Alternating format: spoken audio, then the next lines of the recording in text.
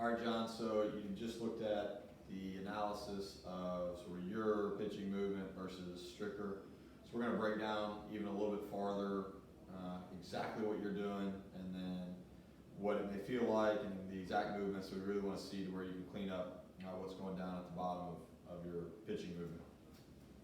So again, we look at setup. There really wasn't a lot wrong with setup. You get everything pretty organized, no big beefs there. It's really the immediate piece of the takeaway, and I want to focus on the trail hand. I'm going to assume you're right-handed as a right-handed golfer, so we can talk a lot about exactly what the right hand and right arm's doing. Right now, we have a large roll in as that club gets behind us, and there's not a lot of hinge in the right wrist. So that's a little bit of an exaggerated move, but sort of what we're seeing out of your takeaway. So we're seeing both arms sort of roll. This right wrist is still very flat. So that roll of the forearms, or this forearm sort of pronating, the right arm sort of rolling, that's where the face opens and stays low.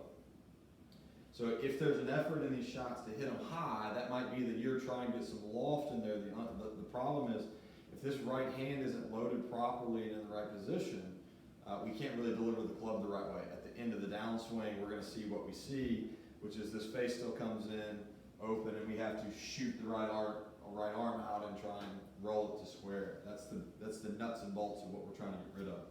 So I think if we really clean up takeaway, and then talk about what differences there'll be at end of backstroke and what we need to do to manage those on the way down, how this right hand structures backstroke, and then how it releases to the strike, I don't have any doubt that you'll start cleaning up the hit at the bottom. So both hands on it, we see a low roll back, goes up, it's significantly open. Let's scoot it just a little bit, make sure you can see me there. So again, right wrist really hasn't loaded, club head's behind me and open. Goes up, it's more open. From there, comes down, it's open and in a little bit. We have to roll and the right arm shoots out. It's a very common thing I see. The problem is with that face open and under, we're going to catch the ground early from the ball, right? So if we look at it this way, it's coming in under, face is open. We're sort of kicking back and going down a little bit to try and give ourselves time to get that in the air while having to close the face to get it squared back up. So we need to get rid of sort of that movement. Obviously, exaggeration, you don't look that bad while you're doing it. How do we get rid of that movement? So that club head, it can have loft, right? Even if I start with loft, I can load that right hand. When I say load the right hand, okay, it's not rolling and staying flat. There's a little less roll out of the forearms for you. You get a little too much of that roll, and I think if that's an effort to get loft, we want to take care of loft at setup and not feel like we've got to roll so much. So even starting with a little bit of loft, if these arms aren't going to roll, that's what we see in your face on. We see both forearms have rolled a lot. Again, clubs behind us and too open, right? The right hand doesn't have to roll so much. We're looking to have a little bit of extension or the load of that right hand along with a little bit of radial deviation or hinge up. A little bit of blend of extension, which we have virtually none of right now, and a little bit of hinge up. When we get that, there'd be the extension. There's my now hinging up, my radial. What little rotation I need in the arms to get that to square is all that I want. Right now the backstroke is all rotation, no loading of the right hand.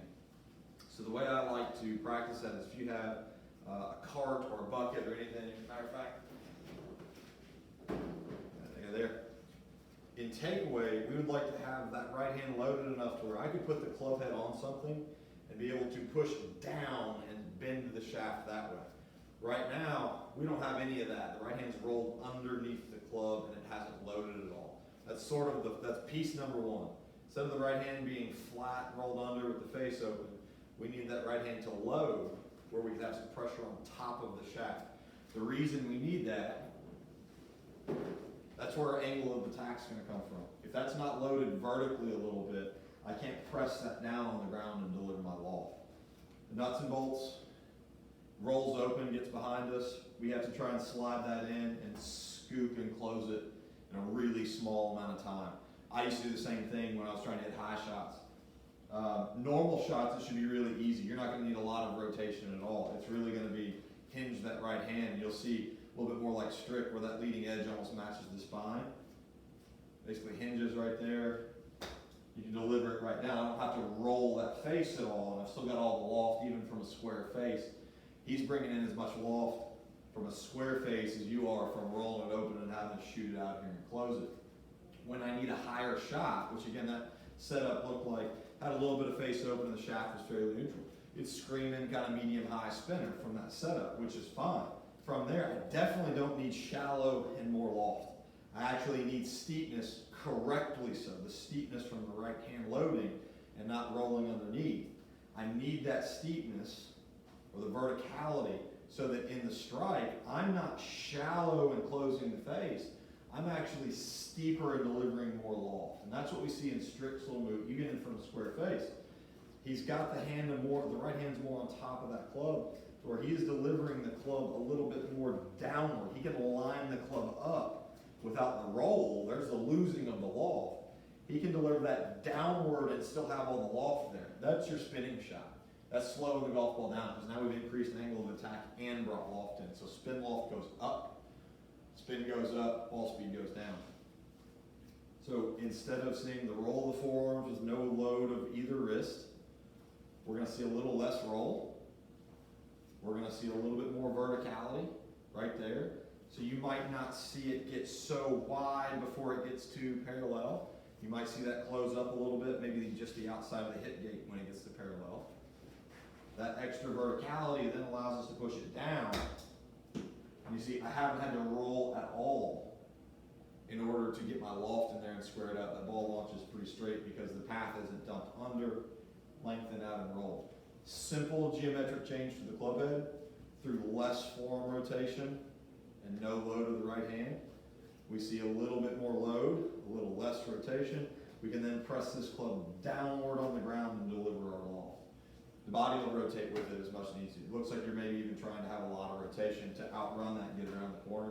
You won't need that. When you can get the verticality and takeaway, so that you can press it downward, and it's definitely going to feel a little more inward compared to where you've been. You may feel like you're almost trying to put a little fade spin on it. It'll be pretty neutral, but it may be the thought. Hinge it, put the thing on the ground, and you see it comes out straight, really soft, really spinny. No more long rolls. The right wrist is going to set a little bit earlier, so you got the verticality and the little square face. So as you can see that for reference, that'd be square at address. I set the right hand, the leading edge matches my spine. If I need a higher shot, I'm going to take care of that in setup. Ball's going to be forward, a little bit more loft. As I then set that again, okay, that may even be a little outside the hands, but the leading edge is going to be straight up and down. If I get into crazy high shots, obviously you're going to see different club faces, but a ton of loft opened up and back here is a recipe for sort of that dump and scoop and roll. So that's a larger view of your pattern right now. So not so open and behind us anymore. It's going to have loft. It definitely needs verticality so that it can have the steepness and you can keep